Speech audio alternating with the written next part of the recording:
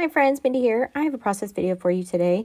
I am going to be setting up the cover of my journal for Overflowing from Bythewell4God. So what I have decided to do is kind of create an altered book. This is one that I created last year for the November kit, and I have a video on how I took these books and made altered journals out of them.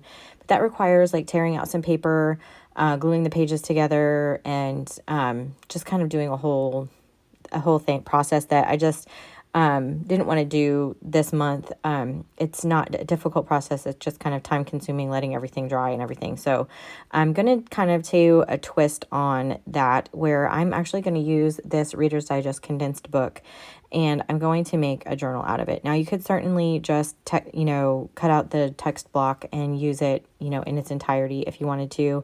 I don't need a spine quite this wide, and but these Reader's Digest condensed books make great journals. So it's something I have made in the past, but and I want just to be able to cut down the size, the width of the spine just a little bit. So I'm still going to use the cover pieces, and then I will save the spine and everything. But I just thought I would show you kind of another way to use maybe an old or vintage book to create a journal. So what you can see, I'm going to kind of work on breaking the spine. This book is from 1970, so it isn't, the oldest book that I have. This was actually a book that belonged to my great aunt. And but you could certainly use this book just like it is with the spine and everything, but the spine is cracking just a little bit. And so I just feel like for safety's sake, I'm just going to go ahead and kind of disassemble it. So I'm just going to kind of break the spine. I'm just pulling the covers back just a little bit. And what I'm going to do is get my X-Acto knife down in there and kind of pull away this text block. So I'm just kind of working this paper.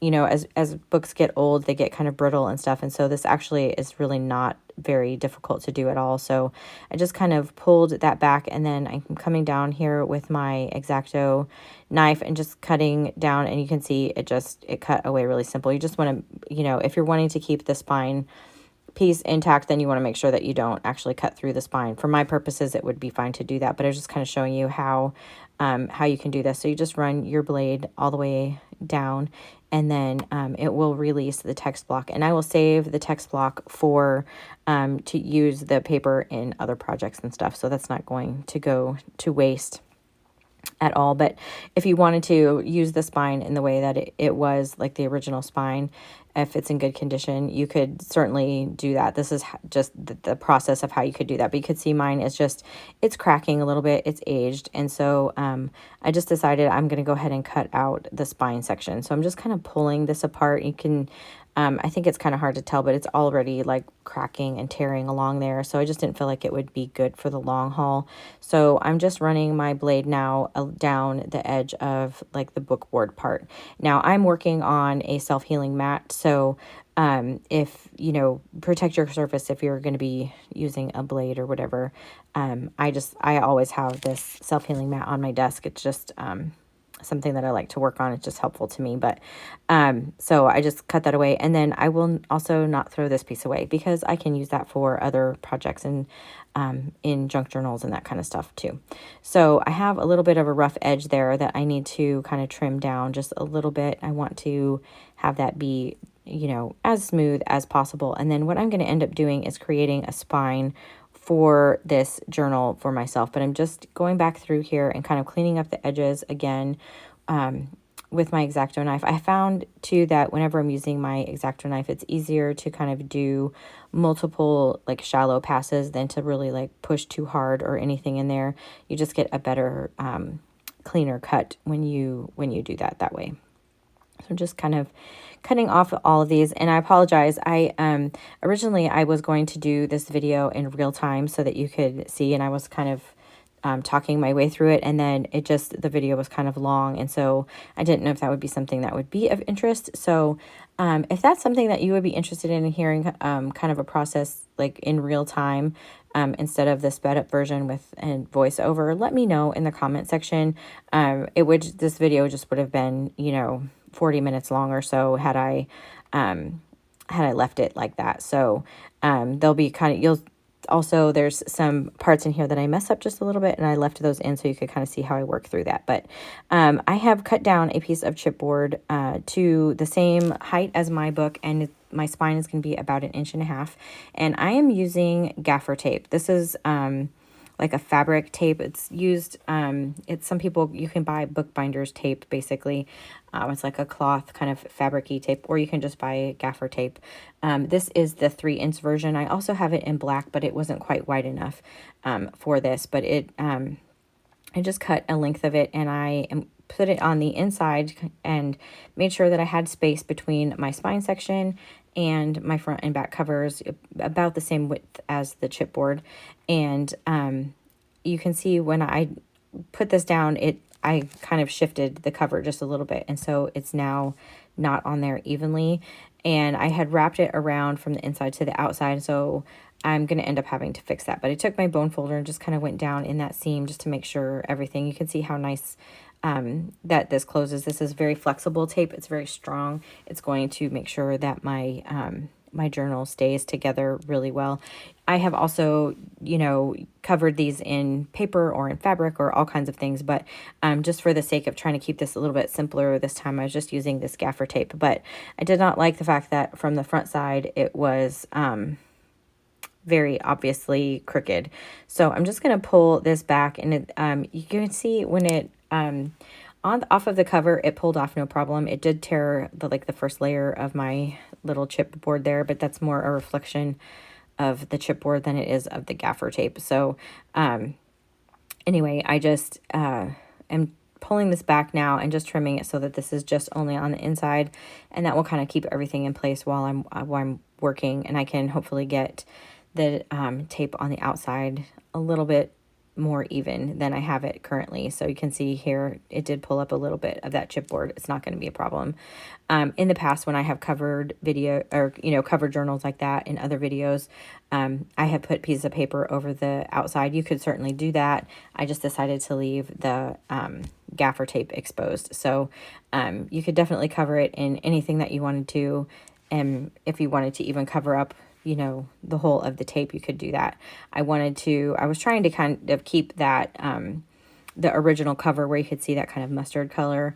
In the end, that gets covered up, but that was my intention with doing this way in the first place. So I'm going to come back in here now on the front side and try to get this more even. And it was a little bit fiddly, so I ended up getting this just a little bit crooked. You can see I'm going to fidget with this just a little bit. I end up having to pull it up again, which you can do. It will pull up again. It just didn't really like the raw chipboard very well, but it pulled up off the book cover just fine. And then I left a length of it so that I can wrap it around to the middle, and it's not going to line up in the middle, but that's going to be okay because that will get covered up with some extra paper here at the end. So I'm going to go back through here now with my bone folder just down in that seam in that little kind of gutter there, just to try to make sure that everything works and that it folds really well. And you can see that it's just going to make sure that it's nice and flexible, the gaffer tape, so it just is going to make sure that my journal will open and close easily. And then I decided I wanted to color this. It's a white color, kind of a creamy white, but I wanted it to just kind of be more in keeping with the journal. So I'm actually going in with archival ink in, I think it's ground espresso, and just covering the whole thing, just kind of grunging it up just a little bit.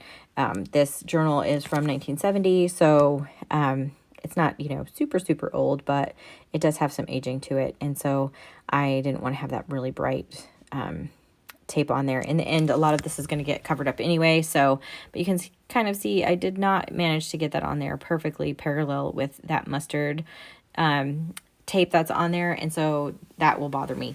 But I am going to kind of do the twine binding with this journal instead of like sewing anything in. I'm trying to keep this just kind of fast and simple. And so I have this embroidery floss that I think is going to match really well. This is kind of a journal that I've done before with that twine binding, and you just kind of wrap it around the spine. I'm going to do that in a separate video. I wanted to take the time to get my signatures and stuff together. I didn't want to make this video too long. So, but I do need to fix this part that is crooked on the front because it will make me insane. So I'm taking some of this fabric that I got at Hobby Lobby, and I'm cutting a length of it, the entire length, and it's going to wrap around to the inside cover. I just couldn't deal with that being crooked on the front there. And I'm not going to really decorate the cover. I want to keep this vintage cover just like it is. So I'm not going to really do much else to the cover other than maybe add the kit sticker or something right at, at the end. But I'll do that at the end after I have completed the journal if I decide to do it that way. But for the most part, I just want to keep this book exactly like it is. So I am going to use Helmar 450 quick dry glue. This is a solvent-based adhesive. You could use Fabri-Tac, of course. I just happen to like this particular glue. And I just ran a bead of that down the cover and put my little fabric pieces on there, and then I will flip this over and wrap it around to the inside. Just trying to make this as straight as possible. You could, certainly do things like measure and those kinds of things. That's just not really how I roll. So I'm kind of having to fix my problems as I go along. I have joked before that a lot of times will just make problems for myself to have to solve. So that's kind of what I did with that tape, getting that on there crooked. I just had to kind of figure out a workaround, which is fine. So here I'm just wrapping this around and gluing it down. And then while that is sitting there for just a minute, I'm going to cut some new end papers for the inside of this journal. So I am going to pull a couple papers from the devotional kit coordinating paper. This is the 6x8 size. I really loved this particular paper, but in the end, I went with this leaf pattern because I just felt like the colors in it were, they just coordinated a little bit because they have that same kind of bluish green color that is on the front of this journal as well. I just felt like it would match right there better. So I'm going to just kind of eyeball this. I'm just taking this, holding it onto the cover, and then I'm going to mark this with my pencil, and then I'll trim it down, just making sure that I am covering up the end paper that's already in there, so that it's, I don't have that additional layer of paper. So I'm going to glue this down. You could glue this down with liquid adhesive, but I want to make sure that I have this entire paper covered. So a lot of times when I am doing bookbinding things with paper, I will use this double-sided adhesive because it's super strong, and I won't have to worry about it going anywhere. And since I'm working over the fabric as well, I just want to make sure that this is going to be good and stuck down. So I am using the whitest scrapbook.com adhesive that I have, and then I have another one that's more narrow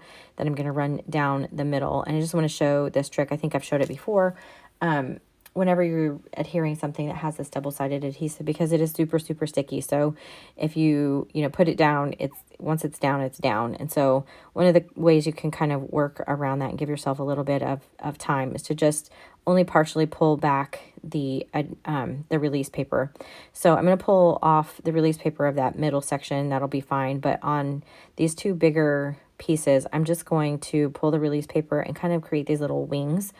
And then I can use those to kind of position this paper exactly where I want it, and before I have to commit to anything. So it just kind of keeps it up off of the surface enough that, and then once you get it where you want it, you can kind of push down where it's partially exposed and then just pull the rest of the backer out. And I did that for both sides. Now you could also put another piece of paper here to cover the inside. I'm not going to worry about that because it's going to be covered by the twine and the signatures of my journal. But this is basically how it looks when it is finished. I will do another video with the actual signatures and binding it into them, but I just didn't want to make this too long. So anyway, if you liked this video, I would appreciate it if you gave it a thumbs up. That just helps other people to find my channel. And until next time, bye.